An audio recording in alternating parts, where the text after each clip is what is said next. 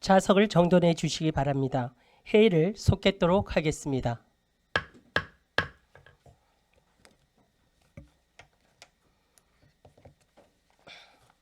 다음은 건강증진과장님 나오셔서 보고하여 주시기 바랍니다.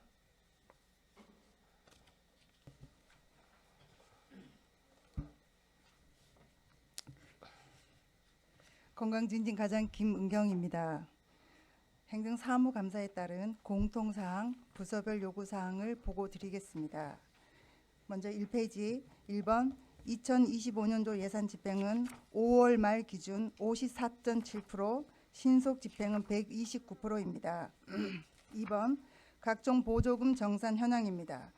2024년도 정산은 마무리하였고 금년도 사업은 진행 중에 있습니다. 2페이지 8번 500만 원 이상 물품 구매 현황입니다. 2024년, 25년 총 4건으로 지역 업체로부터 입찰 및 수의 계약 방법으로 구매하였습니다. 12번 부서별 국도비 예산 현황 확보 및 반납 현황입니다. 2024년도 49건, 2025년도 48건, 총 97건으로 최소 20%, 최대 90% 범위 내에서 국도비를 확보하였으며 전액 반납한 예산은 없습니다.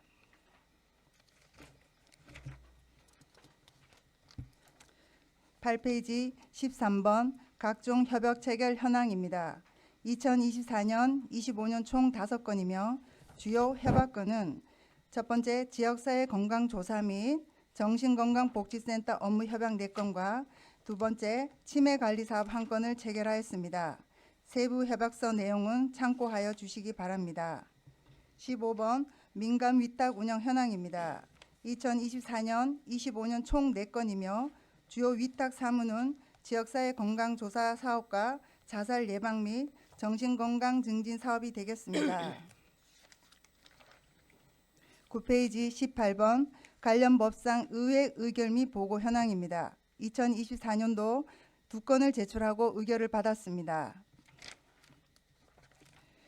14페이지 부서별 요구사항 1번 지역사회 통합 건강 증진 사업입니다. 본 사업은 시민들의 신체 활동, 영양, 구강, 절주 등 건강 증진 관리 및 서비스를 제공하는 사업으로 2024년도 기준 6개 분야 약 8만여 명의 시민들에게 다양한 혜택을 제공하고 있습니다.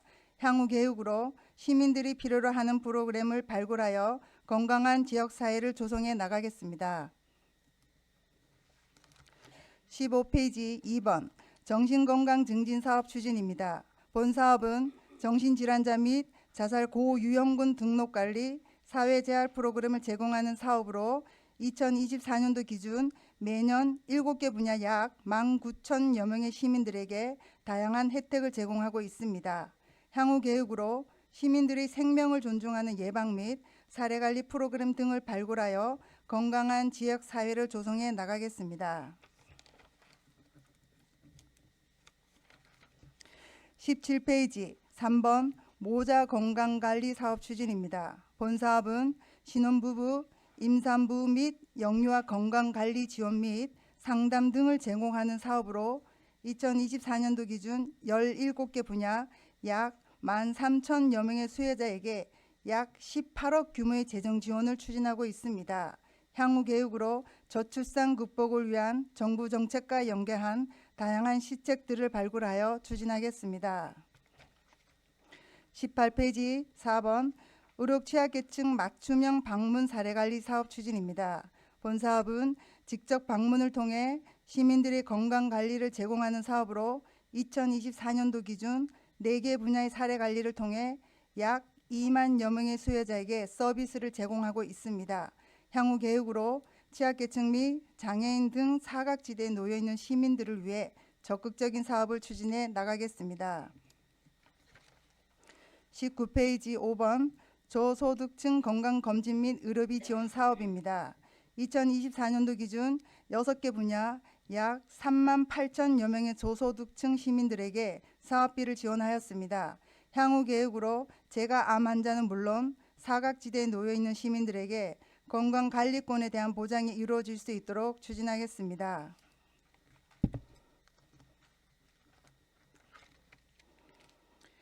20페이지 6번 공공산후조리원 운영 현황입니다. 본 사업은 공공산후조리원 이용에 따른 재정 지원과 운영비를 지원하는 사업입니다. 2024년도 기준 163명의 출산 가정이 이용하였습니다. 향후 계획으로 삼척 의료원이 이전됨에 따라 공공산후조리원을 그대로 활용할 것인지 공공산후조리원을 포함한 삼척 의료원 이전 부지에 대한 새로운 활용 계획이 확정되면 관계 부서들과 협의해서 추진하겠습니다. 이상으로 보고를 마치도록 하겠습니다. 네, 과장님 답변석에 앉아 주시기 바랍니다.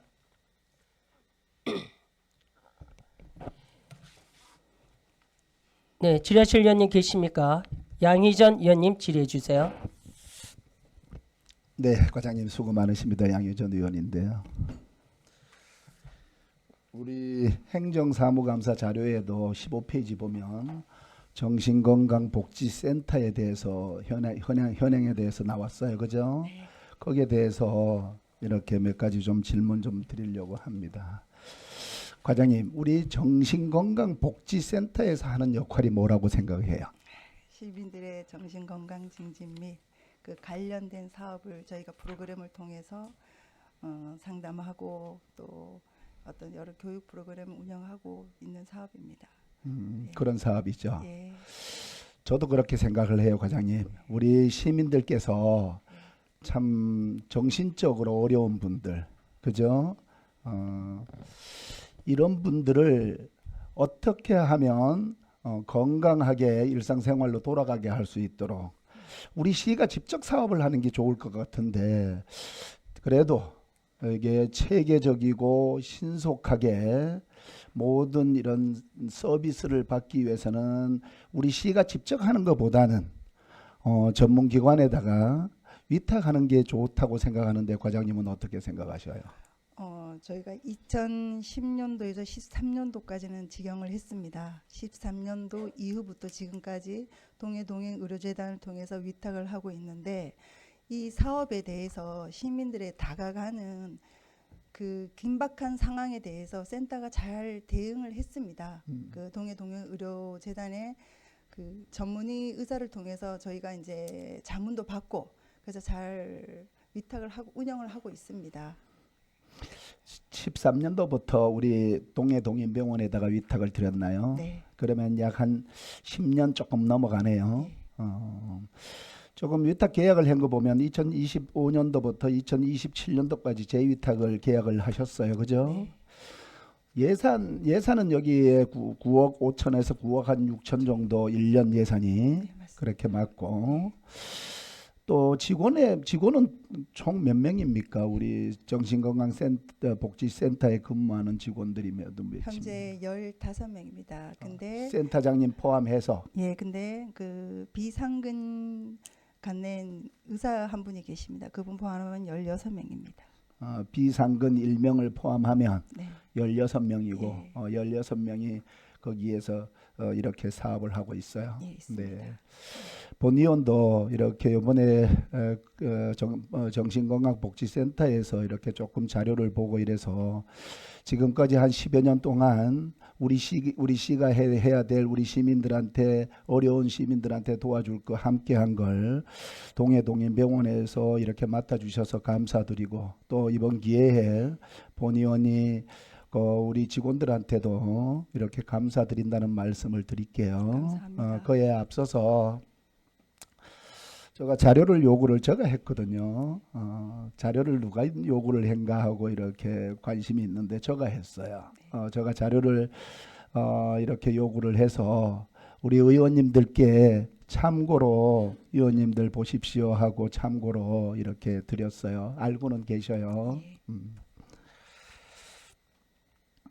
제가 저한테 이렇게 주어진 시간이 그래 많지를 않거든요, 과장님. 그래서 가능하면은 서로 조금 짧게 하고, 또 제가 또 답변 자료를 이미 조금 자료를 드렸기 때문에 이렇게 서로 효율적으로 질문을 드릴게요.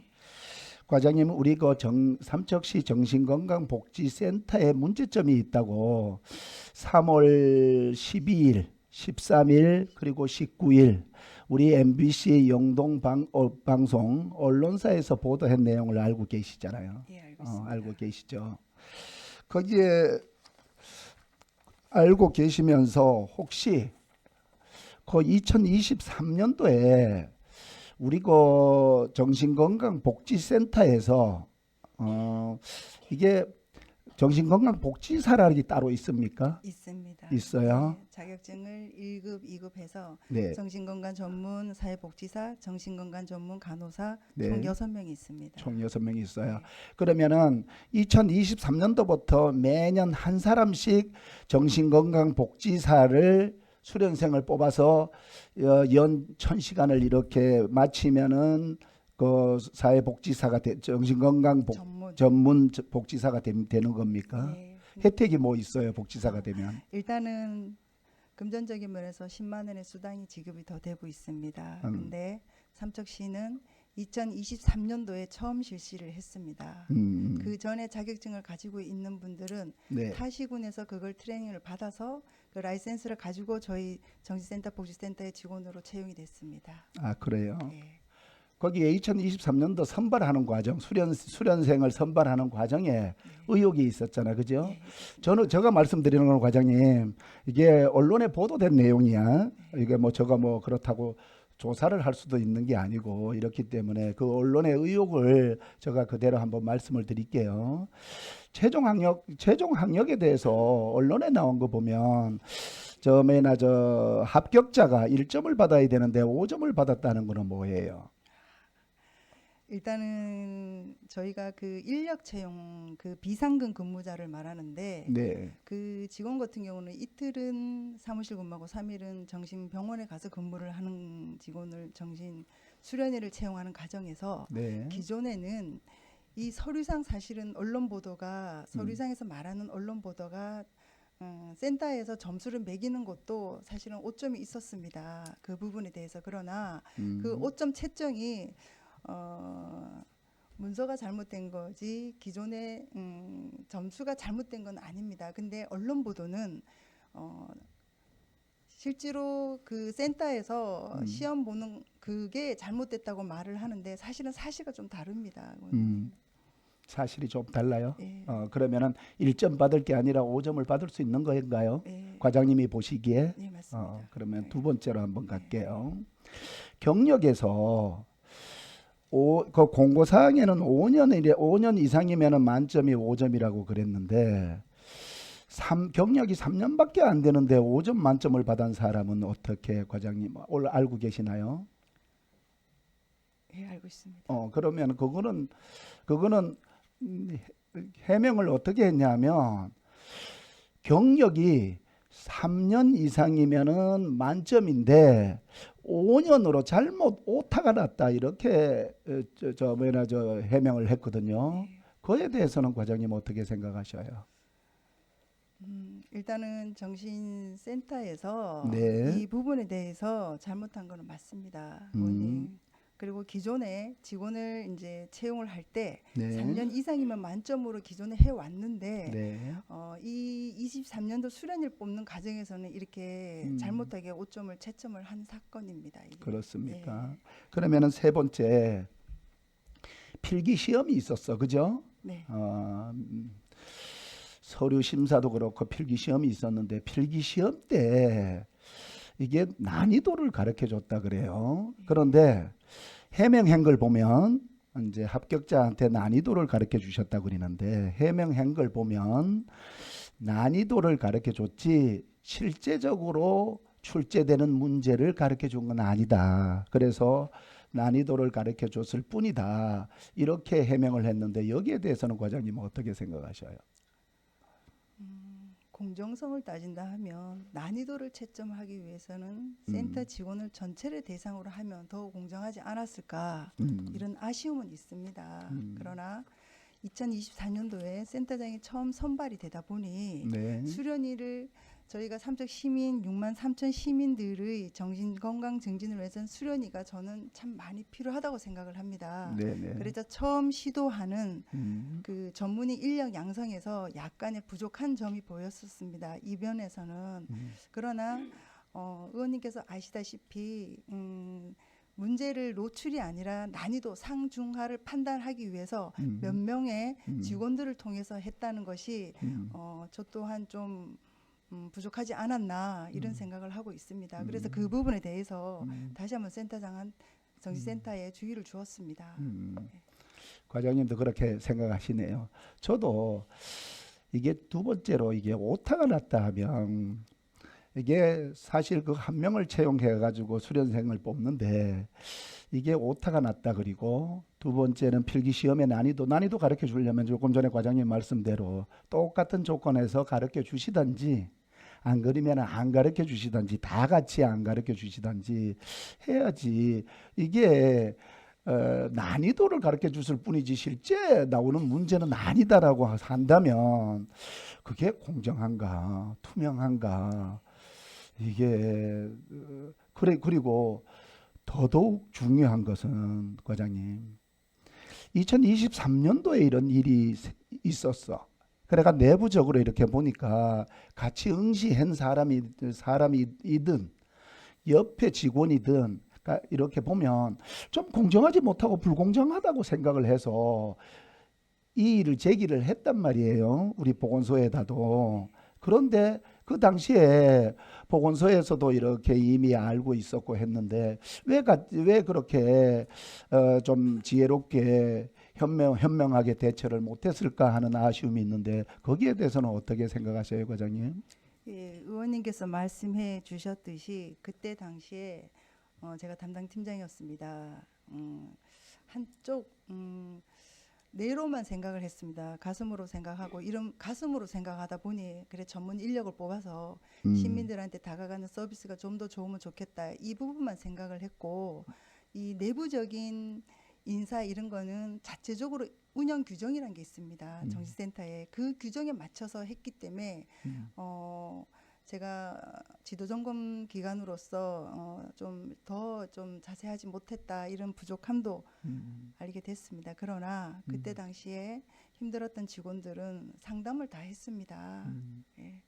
그리고 다 하고 지도감독 기관으로서 저희가 앞으로 좀 더 강화하겠습니다, 의원님. 그렇게 생각하십니까? 네. 아쉬움이 좀 있네요. 두 번째 이렇게 큰 단위에서 두 번째 질문은 아까 제가 자료를 받았다 그랬잖아요, 그죠? 삼척시 우리 정신건강복지센터에 내에 뭐 이름은 밝히지는 않을게요. 센터장의 이렇게 급여가 이게 2014년도부터 2018년까지 좀 과지급이 됐다 이렇게 의혹을 제기를 했어요. 제가 또 과장님한테도 이미 말씀을 드렸었고 그래서 자료를 좀 요청을 했더니만은 자료에 보면 2014년도에서 2017년도까지는 전부 파기했습니다. 규정상 5년 넘으면 파기할 수가 파기해야 됩니까? 예, 맞습니다. 그래서 파기하는 모습도 그림에 사진을 다 첨부해가지고 주셨어요. 그런데 과장님 2018년도 걸 보면은 좀 알 수 있지 않을까요? 아니면 그때 당시에 과장님이나 이게 팀장님이셨으니까 그때 이런 부분이 있었습니다라고 말씀을 드렸을 때 한번 확인해 보셨나요? 예, 2018년도 부분은 의원님께 드린 자료에는 빠졌습니다. 사실은. 네. 그래서 재차 확인을 했습니다. 네. 예. 그러니까 저는 이 자료를 봐서는 아무도 없어. 네, 사실은 파기하다 보니 네. 그 센터장의 봉급 그 내역서 자체가 없어서 네. 그래서 저희가 그래도 공신력이 있는 구세청을 통해서 네, 네. 자료를 해서 드렸습니다. 네. 다시 한번 말씀드리면 과장님 약 한 500여만 원 정도 정확한 액수는 아니에요. 네. 이렇게 과지급이 뭐 경력이라든가 여러 가지 이렇게 적용하는 부분에서 과지급이 됐는데 우리 시민들의 세금이 이렇게 헛되게 지급이 되었는가 하는 의문이었어요. 그래서 지금 말씀을 드리는 거예요. 과장님이 한번 그런 부분을 뭐 자료가 파기돼서 없다 그러면은 우리 보건소에다가 이렇게 정산하잖아, 그죠? 네. 그런 자료도 있을 거고 아니면은 뭐 계좌이체한 자료도 있을 거고 여러 가지 자료는 뭐 있을 수 있으니까 그런 부분이 있으면은 뭐 잘못됐다면은 환급 조치하면 되는 거고 뭔가 의문이 있으면은 정확하게 밝히는 게 저는 좋지 않겠느냐 생각을 하는데 과장님 그냥 일부 조금 미흡했습니다 저랬습니다 보다는 잘못된 게 있으면은 조치할 거는 조치하면 되는 거고 다시 개선시키고 이런 일이 두 번 다시 안 일어날 수 있도록 철저히 점검하면 되잖아요 그죠? 그렇다고 생각을 하나요? 예, 그리고 의원님 그 가지급된 부분에 대해서는 네. 24년 5월에 네. 도에서 문서 시행이 됐습니다. 음, 이게 18개 시군이 네. 비상근 근무자에 대해서 경력 산정을 네. 2024년 5월 1일 이후부터는 하지 않고 그 전에 경력 산정을 받은 시군이 있고 안 받은 시군이 있는 부분에 대해서는 네. 경력 산정을 하라는 문서가 시행이 됐습니다. 도에서. 그렇게 됐어요. 예.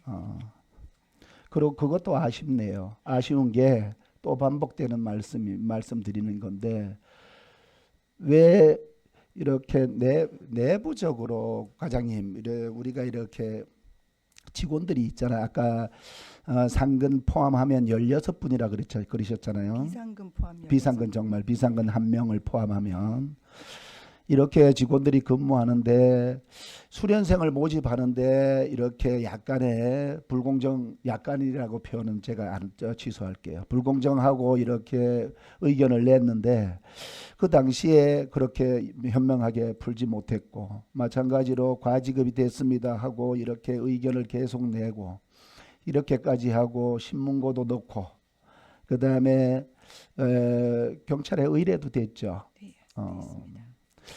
경찰에서 압수수색을 했다고 얘기를 들었는데 언제 압수수색했나요? 6월 죄송합니다. 압수수색은 5월 29일 날 압수수색을 해서 6월 10일 날 핸드폰과 컴퓨터를 돌려받았습니다. 그랬어요. 예. 그렇게 희한하게도 과장님 예. 저희들이 261회 때면 예산결산 특별위 우리 삼척시의회 우리 예산결산 특별위원회 예산 심의 때도 제가 과장님께도 말씀을 드렸고 과장님은 그때 안 계셨어요, 그죠? 몇 번이나 이렇게 말씀을 드렸는데도 그 다음에 내부 직원들도 그렇게 의견을 낸데도 불구하고 우리 시가 왜 이렇게 이런 부분을 용기를 냈을 거란 말이에요. 그리고 내부적으로 상당히 고민하다가 얘기를 했을 텐데 얘기하는 사람들이 좀 나쁜가요? 아니면은 조직 사회에 그런 것도 감수가 돼야 되나요? 어떻나요?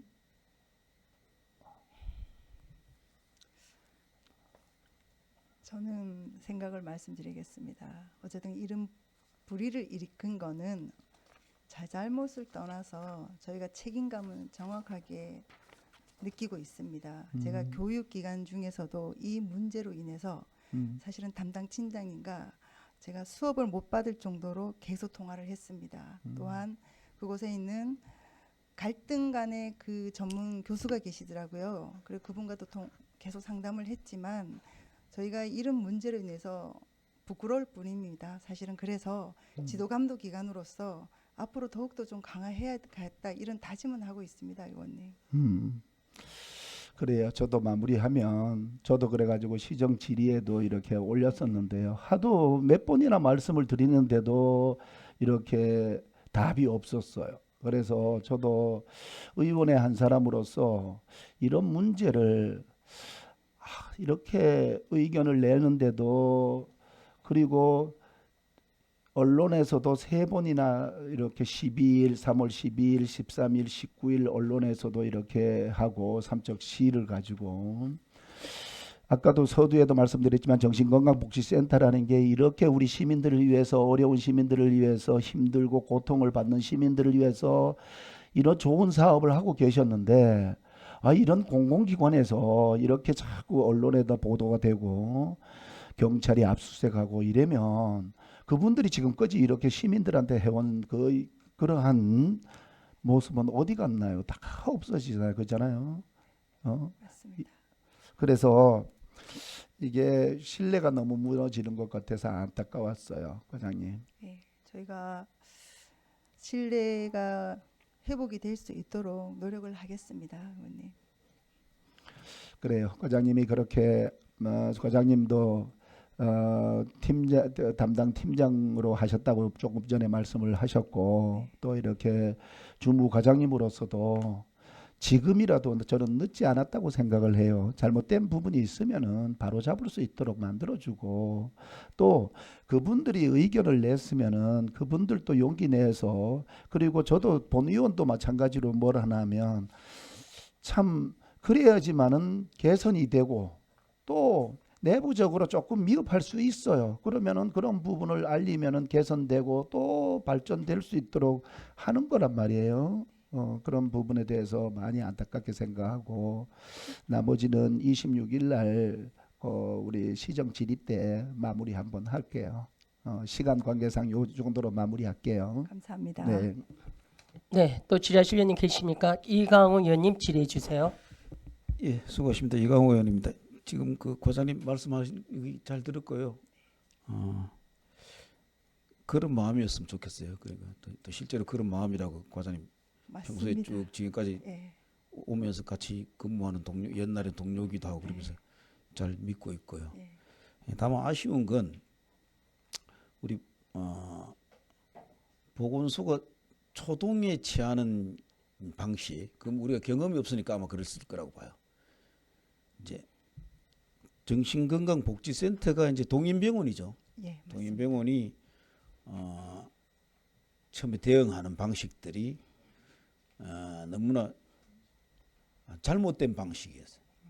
그러니까 감독 기관이 있음에도 불구하고 솔직하지 못했고, 그다음 오히려 내부에서 문제를 제기한 사람들을 경찰에다가 고소하고 그런 건들, 그다음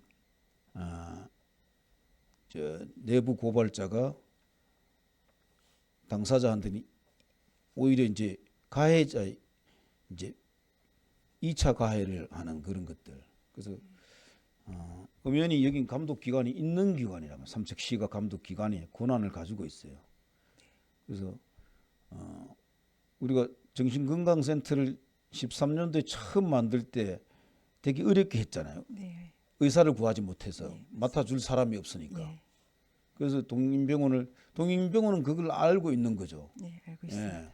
그래서 이게 문제가 불거지면은 동인병원이 안 하면은 삼척시가 정신건강센터를 폐쇄할 수밖에, 자의적으로 폐쇄하는 게 아니죠. 타의에 의해 폐쇄할 수밖에 없다는 약점을 가지고 약점을 마치 손에 넣고 있는 사람들처럼 행동해 버렸단 말이에요. 그 의료인으로서 그 의료법인이 취할 태도도 아니고 양심도 아니라고 보여요. 그렇게 해서는 안 되는 거죠. 그래서 그런 것들을 삼척시 의회가 강하게 질타하더라.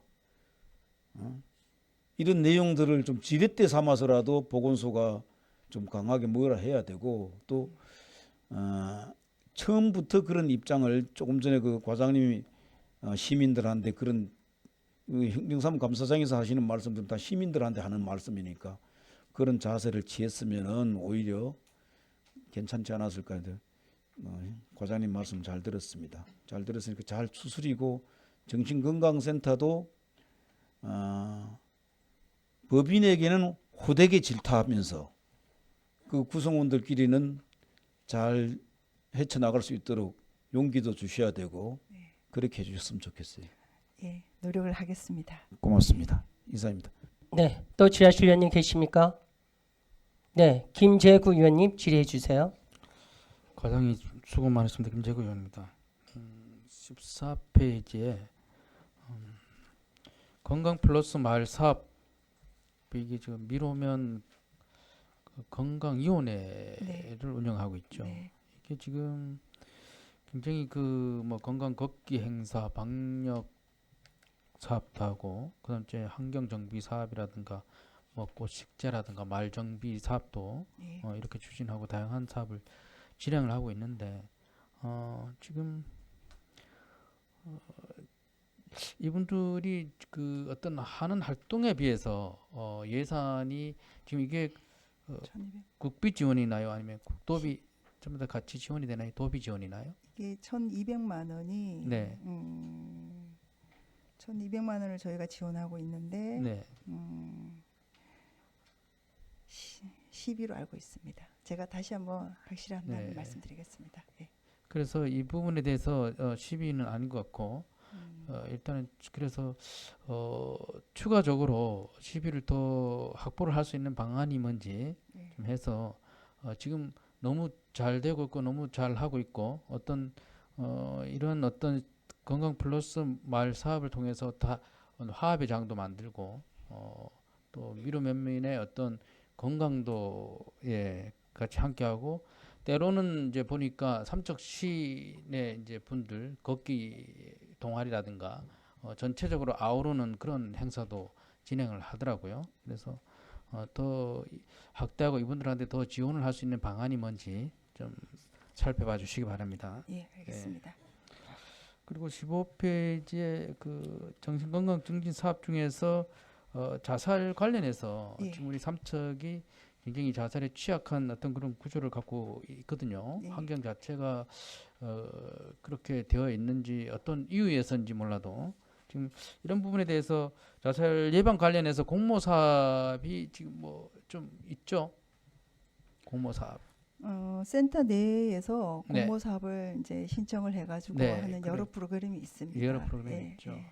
또 진짜 우리 삼척에 맞는 어떤 공모 사업이 뭔지를 잘 발굴하셔가지고 신청을 해서 하시는 게 좋고 그동안 이렇게 열심히 삼척시가 다른 시에 못지않게 열심히 이렇게 그 공모 사업부터 시작해서 다양한 프로그램을 운영을 함에도 불구하고 계속해서 이런 부분에서 굉장히 취약해 있는 건 사실이거든요. 그래서 어떤 삼척시의 맞춤형 어떤 사업들을 발굴할 필요성이 있거든요. 그래서 하셔가지고 어떤 게 원인인지 진단도 필요할 것 같아요. 예, 정확한 진단을 해야지 거기에 대한 처방이 되고 또 치유가 되고 하니까 그렇게 좀 해주시기 바랍니다. 알겠습니다. 이상입니다. 네, 또 질의하실 위원님 계십니까? 안 계십니까? 과장님 제가 한 가지만 질의하도록 하겠습니다. 페이지 20페이지가 되겠습니다. 공공산후조리원 운영 현황에서요. 우리 삼척시에서 산모들에게 산후조리원 14일간 180만 원을 지원하고 있지 않습니까? 예. 연간 이용하는 산모가 전년도에는 163명으로 2억 8,508만 원이 지금 이용료로 지원되었는데요. 총 사업비는 6억 7천만 원인데 이게 지금 우리 공공산후조리원이 사실은 잘 운영이 된다 이래서 인근 시군에서도 많이 벤치마킹 해와서 또 여러 가지 사업들을 해가지고 우리 영월이라든가 뭐 속초, 양양, 뭐 태백 이런 데서도 지금 공공산후조리원을 지금 준비하고 있지 않습니까, 그죠? 예.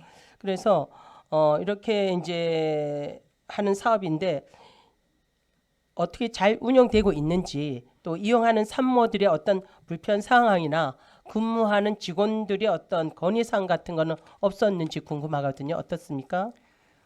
일단은 해년마다 네. 삼척의료원에서 공공산후조리원 산모들 해서 이제 조사를 합니다. 만족도는 굉장히 좋습니다. 네. 사실은 만족도가 좋은 반면에 공공산후조리원은 전담 인력이 필요합니다. 간호사들은 돌아가는 게 아니라 공공산후조리원만 전담 인력이 필요하다 보니 그 인력 기본이 12명인데 인력 부분에서 참 이 간호사 인력이 참 부족한 부분도 있고 그런 부분들을 저희한테 계속 얘기는 하고 있고 또 저희도 검토 중에 있습니다. 제가 이런 말씀을 왜 드리냐면은 현재 우리는 지방 인구 소멸 지역으로 되지 않았습니까? 선정되지 않았습니까? 예. 그래서 현재 공공산후조리원이 굉장히 중요하거든요. 사실은. 그리고 지금까지 잘해왔고. 그런데 지금 이제 아까 우리 과장님께서 말씀하셨듯이 전담 인력이 굉장히 부족하다. 그래서 인력 부족이 부족하니까 대체 인력이 없다 보니까 그리고 일단은 한 사람을 간호사를 한 명이고 두 명 치면 인건비가 상당히 나가지 않습니까? 그래서 대체 인력이 없다 보니까 이 근무하시는 분들이 열악한 환경에 돼 있다. 그래서 그리고 지금 이제 이게 공공 산후조리원을 운영하면서 우리가 이제 삼척의료원도 코로나 이후 경영이 매우 좀 힘든 상태에서 공공 산후조리원 운영하면서 수익은 못 내더라도 현상 유지는 돼야 되는데 지금 적자 폭이 제가 좀 큰 걸로 알고 있거든요. 우리 과장님 거기에 대해서 어떻게 생각하세요? 지금 적자 폭이 있죠? 네, 있습니다. 손익 부분이 저희가 계속 검토하고 있고 네네. 또 있습니다. 계속 또 의료원하고 협의하고 있습니다. 아, 그렇습니까? 네. 그래서 이런 부분들이 굉장히 직원들 사이에서 좀 이렇게 불만으로 작용하고 있고 또 대체 인력이 없다 보니까 또 거기에 대해서 연차 수당이나 뭐 이렇게 휴일 수당 이런 걸 주다 보니까 사실은 적자 폭이 더 넓어진다고 볼 수 있거든요. 그래서 이런 상태라면은 우리 삼척시에서 좀 이렇게 운영의 적자의 폭을 좀 좁힐 수 있도록 우리가 뭐 추경이라든가 내년 본 예산에서 다는 못하더라도 연차적으로 적자의 폭을 좀 좁혀줄 수 있는 방안을 좀 강구해야 되지 않겠나 생각을 하고 있거든요. 과장님 생각은 어떠세요? 예, 저희가 계속 이 부분에 대해서 검토를 하고 있는 중에 있습니다. 그리고 네. 현재 상황을 파악하고 있는 만큼 네네. 내년도라든가 올해 3차 예산이라든가 인력 한 명에 대한 예산 편성을 하도록 할 수 있도록 노력을 하겠습니다. 네, 그래서 공공산후조리원을 좀 지도 점검을 하시고 현장 실사를 통해서 의료원 측과 한번 소통하고 그래서 그런 운영을 하면서 어려운 점들을 점차 좀 개선해 갈 수 있도록 우리 또 과장님이나 실과에서 좀 이렇게 점검해 주시고 그거를 한번 좁혀 보시기 바랍니다. 그리고 이제 삼척의료원이 현재 공정률이 52%에서 올해 내년 2월에 준공을 하면 내년 3월에 이전할 계획을 갖고 있지 않습니까? 네. 그런데 가장 제가 이제 삼척의료원이 옮겨가면 가장 타격을 입는 곳이 어디냐면은 지금 공공산후조리원은 지금 그쪽으로 못 따라가지 않습니까? 그죠? 가장 타격을 입는 곳이 바로 공공산후조리원이라고 생각을 합니다. 왜냐하면은 철거 때라든가 신축할 때라든가 이 산모와 아기들이 좀 이렇게 편안하게 쉬고 이래야 되는데 그 이제 철거 과정이나 신축 과정에서 오는 스트레스나 소음 때문에 굉장히 불편할 거란 말입니다. 여기에 대해서 한번 생각해 보셨어요? 예. 저희가 지난 코로나 대응을 할 때 공공산후조리원을 잠시 문을 닫았습니다. 네. 그때도 출산모에 대해서 저희가 이제 지원을 하신 타시군의 민간 산후조리원을 이용했을 때도 지원을 했던 만큼 저희가 지금 제가 오늘 조금 전에 말했듯이 이 이전에 삼척의료원이 이전을 하게 되면 위원장님께서 말씀하신 대로 삼척의료원에 내에 있는 공공산후조리원이 문제성이 있기 전에 저희가 다양하게 검토를 지금 하고 있습니다. 그 전에 예, 지원했던 부분도 생각을 하고 있고. 예. 왜냐하면은 물론 이제 건물의 이전 문제는 우리 전략사업과에서 하고 네. 또 이런 건물을 이전하거나 대체 부지를 찾거나 이런 부분은 또 도와 협의해야 될 사항이지만 우리가 지금 그래도 우리 공공산후조리원이 좋은 이유는 산부인과, 소아과, 또 산후조리 완스톱 시스템을 해서 굉장히 좋았잖아요. 네. 그런데 이제 새로운 곳으로 이전을 하게 되면은 산부인과, 소아과가 가게 되면은 공공산후조리원만 남단 말이에요. 그러면 여기에 대해서 산모와 신생아가 굉장히 불편함을 느낄 수 있는 상황이 발생하잖아요. 그리고 지금 이제 언제 옮겨갈지도 모르는 상황이고 또 계속 거기 있을지 없을지도 모르는 상황인데 이게 이전하게 되면은 리모델링을 또 해야 되는 상황이 온다고 봐요. 과장님 생각 어떠세요? 예, 저희가 삼척의료원이 이전으로 인해서 공공산후조리원이 그 건물에 있는지 아니면 건물을 새로 짓는지 이 부분은 전력사업과 계속 협의를 하고 있는 중이고 네. 만약에 그 건물이 그냥 있는다고 하면 안에 리모델링은 사실은 필요한 상황입니다. 네. 그래서 이 부분도 저희가 검토를 하겠습니다. 예, 그래서 대체 부지를 빨리 찾아야 되는 것도 있지만 사실은 공공산후조리원이 거기 있다는 것도 좀 지금은 철거 신축될 때 할 것인가? 그 부분도 지금 문제가 되잖아요, 그죠? 예. 그래서 여러 가지 복합적인 문제가 있는 만큼 하여튼 우리 전략사업과랑 긴밀한 업무 협조와 또 도와 충분히 상의를 해서 이 부분을 빨리 어떻게 할 것인가를 결정지어야 될 것 같아요. 그래서 우리 과장님도 나름대로 여기에 대해서 생각하고 있고 또 우리 실과 팀장님을 비롯해서 이 모든 우리 또 담당들이 고민을 하고 계시겠지만 이 부분이 빨리 추진될 수 있도록 해야 된다. 그 말씀을 드리고 싶고요. 그다음에 이제 공공산후조리원은 사실 출산 가정의 초기 회복을 돕는 핵심 어떤 그 복지 시설로 생각하고 있거든요. 그래서 현재의 성과에 안주하지 말고 산모들이 좀 더 안정하고 편안하게 이용할 수 있도록 인력 확충 및 운영 개선에 실질적인 도움이 될 수 있도록 지원 확대 대책에 좀 최선을 다해 주시길 부탁드리겠습니다. 예, 알겠습니다. 공공산후조리원 이거 인력이라든가 또 여러 가지 운영비라든가 이런 부분을 하여튼 소통을 통해서 우리 시에서 해줄 수 있는 방향을 점진적으로 해줄 수 있도록 좀 신경 써주시길 부탁드리겠습니다. 예, 알겠습니다. 수고하셨습니다. 자리로 들어가시기 바랍니다.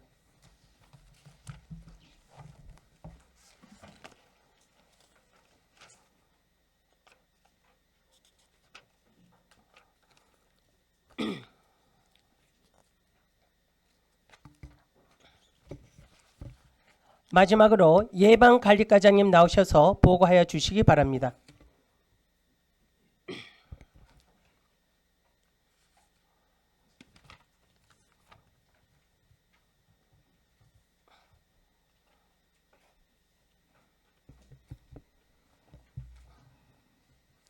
안녕하십니까. 예방관리과장 권윤주입니다. 예방관리과 소관 행정사무감사 자료를 보고드리겠습니다. 1페이지 예상 집행 현황입니다. 2025년 4월 30일 기준 집행률 30.15%이며 신속 집행 추진 실적은 목표액 대비 154.95%입니다. 이하 공통사항은 보고서를 참고하여 주시기 바랍니다.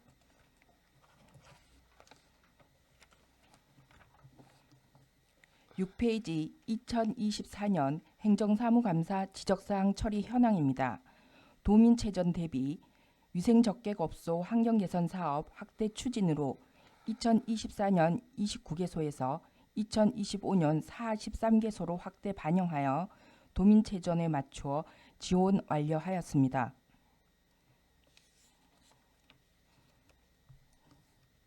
7페이지 부서별 요구사항에 대하여 보고드리겠습니다. 1번 위생업소 지도 단속 현황입니다.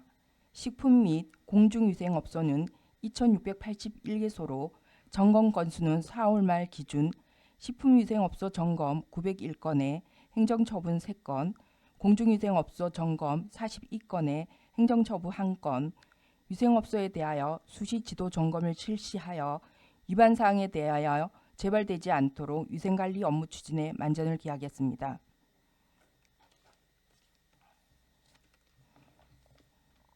8페이지 2번 모범 음식점 지정 현황입니다. 모범 음식점은 식품위생법 제47조와 모범업소 지정 및 운영관리 규정에 의거 전체 일반 음식점이 5% 이내로 지정하게 되어 있으며 지정기간은 매년 10월 중에 실시합니다. 모범 음식점 지정 현황은 2024년 59개소이고 2025년 61개소로 전년도 대비 2개소 증가하였습니다. 모범 음식점 지원 내역으로는 쓰레기 종량제 봉투 50리터 월 열매, 상수도 사용료 30% 감면, 모범 업소별 누적 지원 내역은 부침 9페이지와 10페이지를 참고하여 주시기 바랍니다.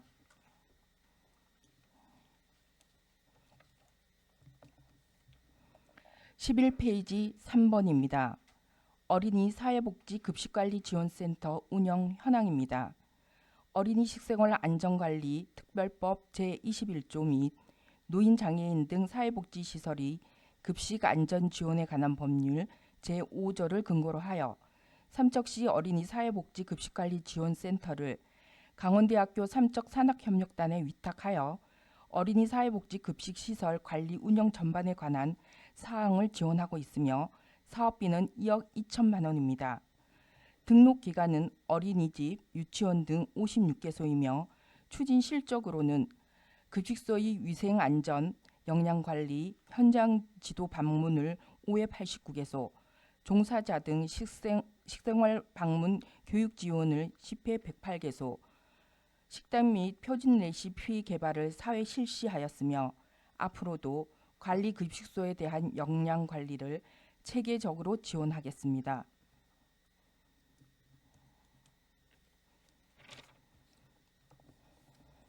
(13페이지) 4번 집단급식소 현황 및 지도 단속 실적입니다. 집단급식소는 현재 55개소로 추전 실적으로는 식중독 예방을 위한 학교, 유치원, 집단급식소 지도 점검을 22개소, 집단급식소 식품 판매업소 지도 점검을 9개소 실시하였고 집단급식소 조리기구 및 조리식품에 대한 수거 검사를 사건 실시하였으며 검사 결과 모두 적합으로 나왔습니다. 향후에도 위생 지도를 철저히 하여 안전한 식생활 환경 조성에 최선을 다하겠습니다.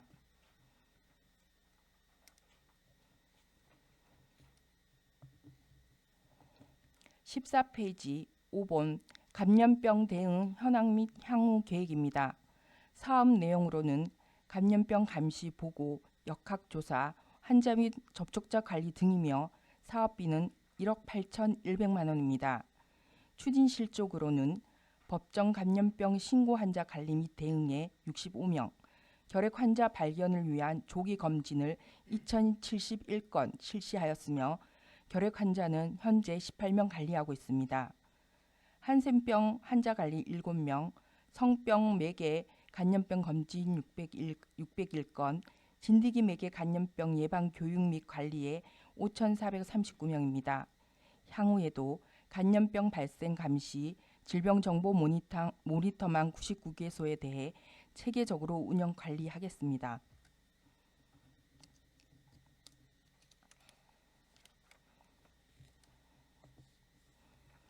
15페이지 6번 방역소독 현황입니다. 간염병 예방 및 위생해충 구제 방역소독 사업으로 사업비는 2억 5,500만 원입니다. 추진 실적으로는 방역소독반, 보건기관 3개 팀, 민간위탁업체 5개 팀이 5개 권역으로 나누어 방역소독을 실시하며 취약지 방역소독을 229회, 유충구제를 2,818개소 실시하였으며 의무소독 대상시설 소독 이행 관리를 224개소를 실시하였습니다. 향후에도 간염병 예방을 위한 취약지 친환경 방역소독 활동을 강화하겠습니다.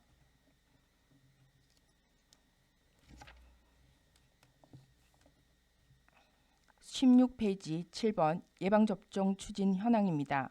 사업 내용은 12세 이하 어린이 국가예방접종 실시 및 예방접종 비용 상환 지급 등입니다. 사업비는 18억 4,200만 원입니다. 추진 실적으로는 위탁의료기관 예방접종 비용 상환 및 백신에 3,686건에 대하여 1억 6,600만 원 지원하였으며 향후에도 예방접종 위탁의료기관 23개소에 대하여 지도점검을 철저히 하여 안전한 예방접종이 되도록 하겠습니다. 이상 보고를 마치겠습니다. 네, 과장님 답변석에 앉아주시기 바랍니다.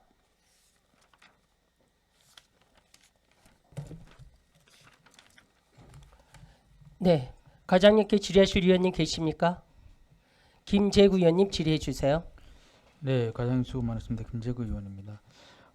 위생 적격업소 환경 개선 사업이 이 비용 같은 경우는 적용 대상이 안 되는 건지 아니면 이분들이 신청을 안 해서 그런 건지 이 적용 대상이 안 됩니다.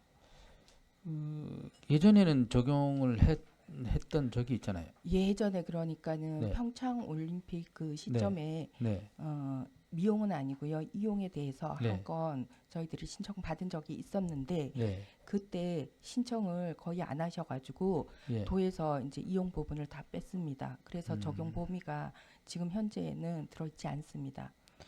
이게 그 도비 이제 학부 사업인데 뭐 이 임의용 도비에서 뺐다 하더라도 시에서 별도로 임의용 쪽을 적용시켜 주면 되지 않을까요? 그러면은 이제 도비 예산이 내려와서 저희들이 네. 또 자체 예산을 세워져 있는 그 부분이 네. 조금 충돌을 하지 않을까 그 부분에 대해서는 검토는 해보겠지만 네. 그 부분이 조금 형평성에 맞지도 않고 그래서 그 부분 하여간 검토는 해보겠습니다. 아니 임의용을 빼는 게 형평성이 안 맞는 것 같은데 본의원님 보니까 그러면은 저기 뭐야 이 미용뿐만 아니고 임의용도 그 위생 적격 업소에 해당되잖아요. 그리고 그러니까 또 다른 데도 있나요? 다른 업소도 많습니다. 저희들이 지금 하고 있는 게 일반 음식점하고 네. 숙박만 하고 있거든요. 네. 다른 데도 이제 목욕탕업이나 또 의원님 말씀하신 임용업이나 그다음에 제조업이나 그다음에 휴게 음식점 여러 군데가 많은데 그렇게 되면은 전부 다 오픈을 시켜 넣어야 되는 입장이어서 그 부분은 저희들이 좀 검토가 필요할 부분입니다. 예, 검토를 좀 하셔가지고 과연 어떤 것이 맞는 건지 위생 적격 업소로 해가지고 아예 정해놔 버리니까 그죠? 아예 정해놨잖아요. 네, 그렇게 예, 이제 식당이라든가 이렇게 그 내려왔습니다. 자체가 제가 보기에는 그 정해놓은 자체가 제가 보기에는 이게 불합리한 거예요. 그렇잖아요. 그 불만이 다른 데서 불만이 많다는 얘기죠. 왜 다른 우리도 똑같은 위생 적격 없었는데 우리는 지원을 안 해주고 그쪽만 해주냐 이런 게 있으니까 하여튼 검토 잘 해보십시오. 네네. 예. 그리고 하나만 더 하겠습니다. 방역소독 15페이지 방역소독 관련해서요. 지금 현재 뭐 삼척시가 주도적으로 책임감을 갖고 방역소독을 이제 잘 하고 계시는데 하수구 방역 같은 경우는 뭐 어떤 식으로 아예 그 계획을 세워서 하나요? 아니면 어떤 식으로 뭐 민원이 있으면 하나요? 어떻게 하나요?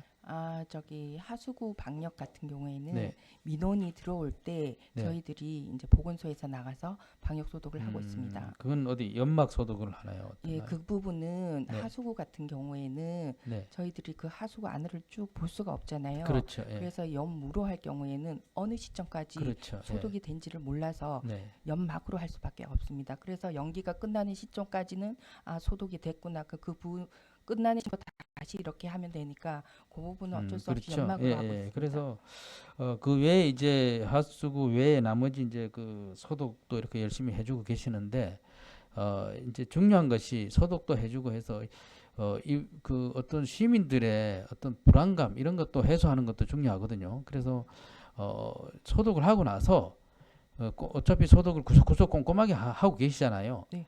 그럼 어디에 어떻게 자세하게 소독을 했다고 이렇게 알려주는 것도 굉장히 중요한 것 같아요.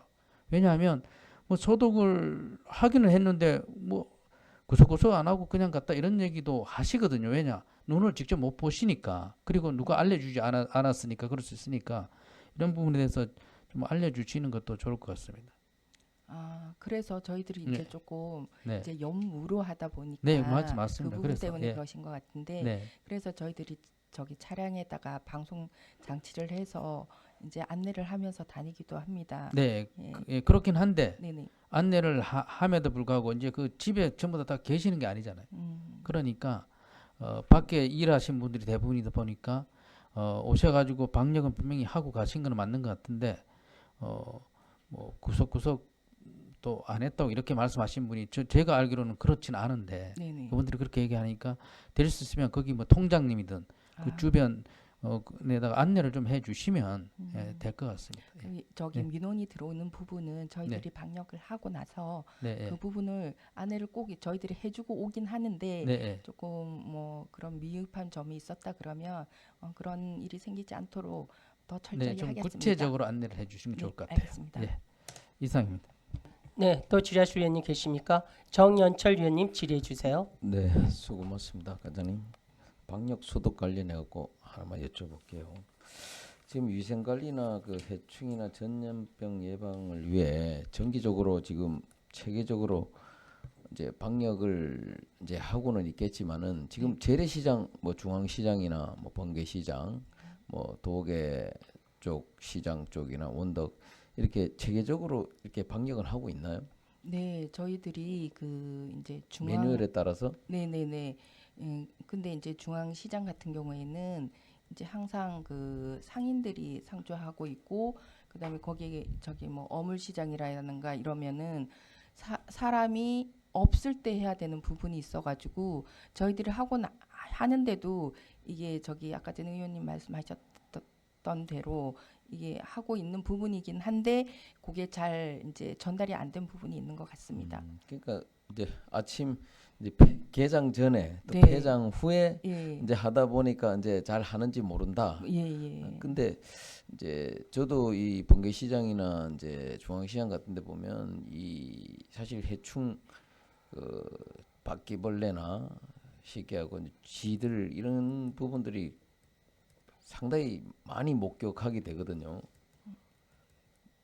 평상시에도 이제 뭐 하루에도 한두 번씩 가니까 쥐 같은 경우도 시장 같은 데 보면 그쪽 부분들도 이제 목격을 하게 되거든요.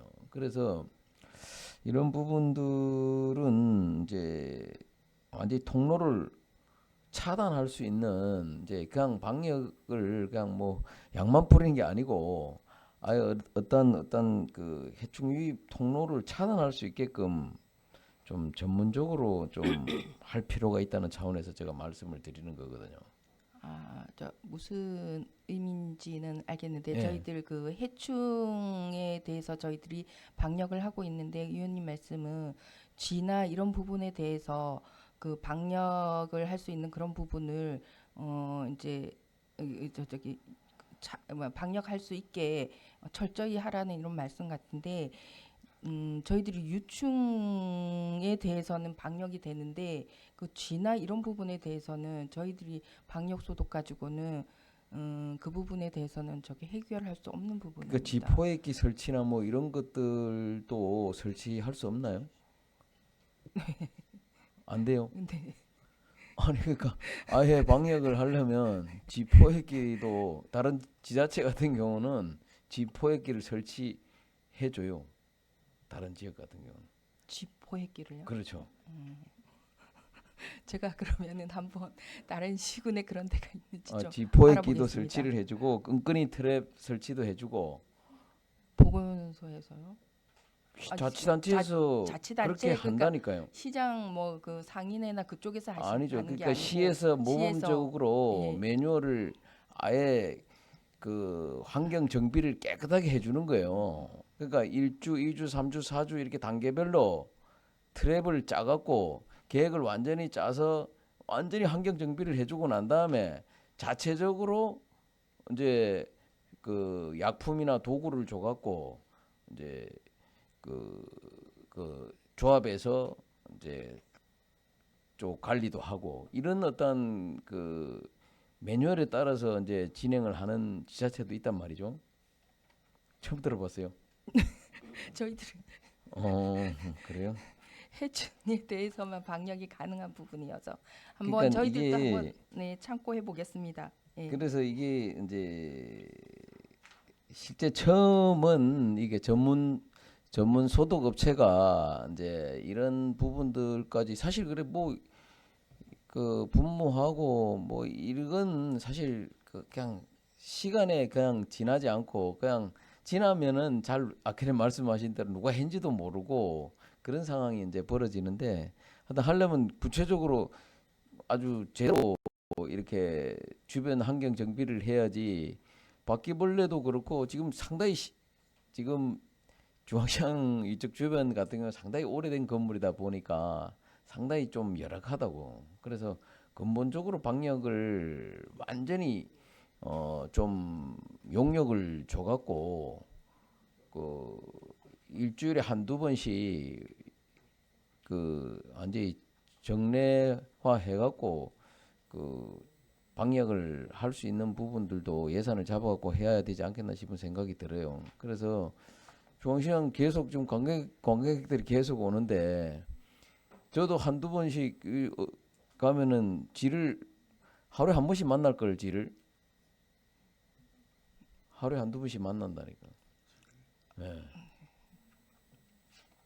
그리고 그 쓰레기 치우는 부분들도 그 주변에 가까이 있다 보니까 좀 뭔가 상당히 좀 여름이다 보니까 엄청나게 또 냄새도 악취도 많이 나고 그런 부분들도 있단 말이죠. 그래서 그 철저한 교육을 통해서 또 뭐 환경보호과에서 알아서 하겠지만은 좀 음식물이라든지 기타 쓰레기들이 또 퇴근 후에 또 이렇게 쓰레기를 갖다 놔갖고 또 정리하고 이런 식으로 해야 되는데 이건 뭐 그 손님들 오는 시간에 쓰레기 막 버리고 이러니까 또 냄새도 많이 나고 그러는데 중앙시장도 지금 그렇지만은 또 봉기시장도 마찬가지더라고. 냄새 때문에 막 생선들 그 냄새 엄청나잖아요. 그래서 그런 부분들을 한번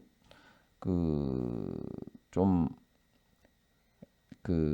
문서화하고 또 점검 보고화를 아예 체계화해 갖고 시에서 아예 처음 한두 달 정도는 아예 체계적으로 좀 뭔가 방역을 한번 해서 좀 깨끗한 뭐 우리 재래시장을 한번 만들 수 있도록 좀 앞장서서 좀 한번 해보는 게 좋을 것 같아서 제가 한번 제안을 드리는 거예요. 한번 해보실 생각이 있어요? 아니, 그 부분에 대해서는 저희들이 조금 한번 알아보고 근데 이제 제가 아까 전에 말씀드렸듯이 네. 저희들이 할 수 있는 방역의 범위는 유해충의 부분이어가지고 뭐 쥐라든가 이런 부분에 대해서는 이제 그 만약에 예를 들어서 시장 조합이라 그러면 시장 조합이나 아니면 경제과나 이런 부분에 대해 이런 부분에 어떤 그런 게 들어가야지 제가 이제 저희들도 이제 범위라는 게 있기 때문에 그런 부분에 대해서 저희들이 한번 모를 수도 있으니까 한번 더 알아보겠습니다. 하여튼 그 해충 방제가 뭐 바퀴벌레나 쥐 등이 뭐 포함이 되는지는 모르겠지만은 근데 그런 부분들 제가 알기로는 다 포함이 되는 것 같아요. 그래서 실질적으로 이제 오래된 재래시장이 깨끗한 어떤 환경에서 또 운영이 돼야만 또 관광객들이 왔을 때 좀 뭔가 좀 손님 맞이하는 차원에서도 그렇고 하여튼 화장실 같은 경우도 뭐 조합해서 해야 되겠지만은 사실 뭐 비누도 제대로 없고 그러니까 손 닦는 어떤 그런 것들도 휴지도 제대로 없고 그런 부분들 상당히 많거든요. 중앙시장 같은 경우는. 그래서 그런 부분들까지도 좀 화장실이 깨끗해야지 그 시장이 진짜 깨끗한 거잖아요. 그래서 전반적으로 좀 재래시장 차원에서 좀 예방관리과에서 좀 중앙시장을 좀 혁신으로 좀 해줬으면 좋을 것 같아요. 좀 한번 과장님이 한번 앞장서서 좀 한번 해봐 주십시오. 무거운 숙제로 주십니다. 지가 없는 중앙시장으로 또 그리고 쥐가 없는 번개시장으로 좀 한번 만들어 주세요. 그걸 한번 체계적으로 하면 될 것 같아요. 네. 그 부분에 대해서는 저희들도 한번 알아보고 저희들이 이제 네. 서로 이렇게 그 범위라는 있는 부분이 자꾸 이렇게 반복이 되는데 저희들이 이제 방역할 수 있는 부분이 소독이 저희들은 유해충이기 때문에 그 쥐라든가 이런 부분은 저희들이 한 번도 한 적도 없고 어쨌든 간에 한번 저희들도 한번 알아는 보는데 그런 부분은 환경과나 조합이나 경제과나 이런 부분이 소관일 것 같은데 한번 알아는 보겠습니다. 그러니까 일단. 관련 부서하고 좀 협조를 해갖고 좀 깨끗한 중앙시장 또 전통시장 한번 만들어 주세요. 네, 하여튼 수고가 많으시는데 하여튼 좀 각별히 좀 한번 신경 써 달라는 의미에서 제가 방역 한번 말씀드렸습니다. 네, 알겠습니다. 예, 이사입니다. 네, 또 질의하실 위원님 계십니까? 안 계십니까? 과장님 지금 우리 정연철 위원님께서 말씀하신 부분이 있잖아요. 네. 제가 중앙시장 가봐도 뭐 거기는 방역보다는 아까 이런 부분에 대해서 말씀하셨는데 그게 우리 예방관리과 소관이 아니라 할지라도 네, 중앙 상인회 그다음에 경제과 전통시장 담당이잖아요. 네 맞습니다. 전통시장 담당 경제과, 뭐 환경과 이렇게 해서 거기에 또 뭐 쓰레기 부분에 대해서는 환경과 그러니까 우리 세계과가 업무 협조를 통해서 그런 부분이 잘 좀 이렇게 진전돼서 깨끗한 전통시장과 번개시장이 될 수 있도록 그렇게 신경을 써주세요. 아셨죠? 네 알겠습니다. 네네. 그리고 연계해서 제가 아까 이제 방역이 나왔으니까 근데 대부분이 이제 어떤 경우가 있냐면 하수구가 내려가는 쪽인데 완전 복개가 되지 않고 이제 반쯤 이렇게 열려 있는 하수구가 내려가는 곳이 있어요. 그럼 대부분 그게 옹벽이 있거나 벽 옆에 있는 그런 하수구 쪽에는 숯불들이 많이 있어요. 숯불들이 많이 있어서 해충이라든가 모기라든가 이런 게 여름철에 엄청 심하거든요. 네. 그런 부분들 나중에 그런 부분들을 이제 방역할 때 그런 부분들이 있을 땐 집중 좀 할 수 있도록 그렇게 좀 신경 써주시고 네. 또 개인집이 숯불이 너무 많아요. 근데 인근 그 지역들이 그 집 때문에 모기가 너무 많아서 너무 힘들다는 얘기를 많이 하거든요. 그러니까 우리가 공공시설 뭐 이런 데는 우리가 방역을 해주지만 개인집은 안 해주잖아요. 네. 그러나 그 지역이 피해를 본다면 그 주변에 한번 전체적으로 방역 소독을 하는 부분도 한번 검토를 해주세요. 네 알겠습니다. 네네. 그리고 이건 제가 지금 방금 생각이 나서 하는 얘기인데 모범 음식점과 연계해서요. 네. 지금 우리 삼척시에 모범 음식점 가이드북이 있습니까? 없죠 아직까지. 제가 이제 어떤 지역을 봤는데 모범 음식점 가이드북이 있더라고요.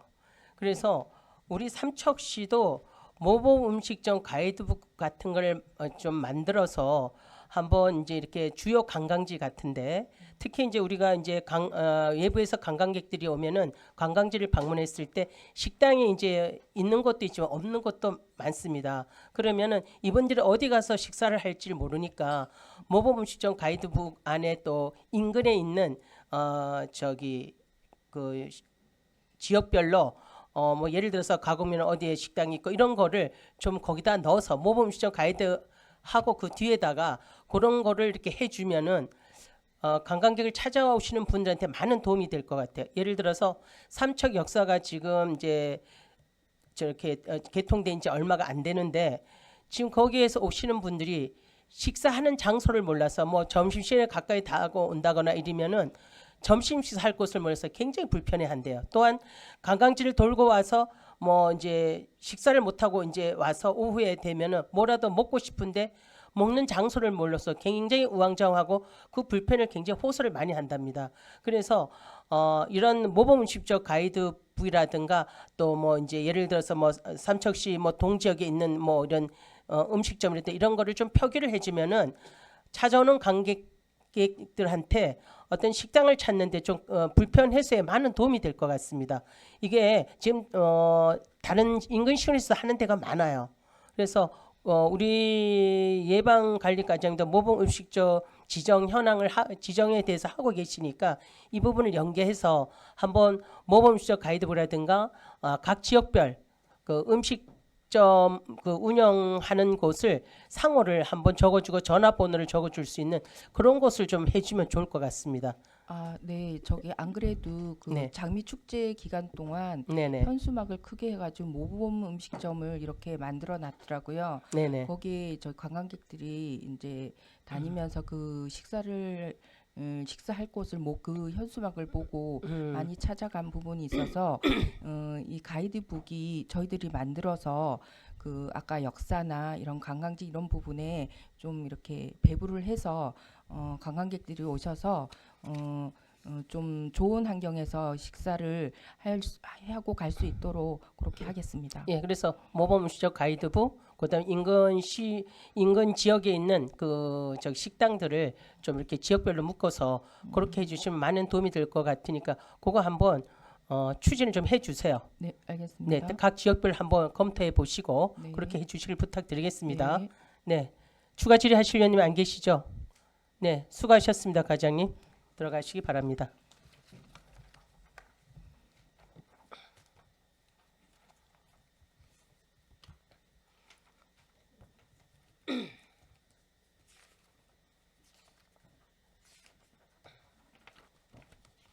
네, 이상으로 오늘 계획된 행정사무감사를 모두 마쳤습니다. 7일차 행정사무감사는 내일 10시에 본 장소에서 실시됩니다. 금일 행정사무감사 종료를 선포합니다.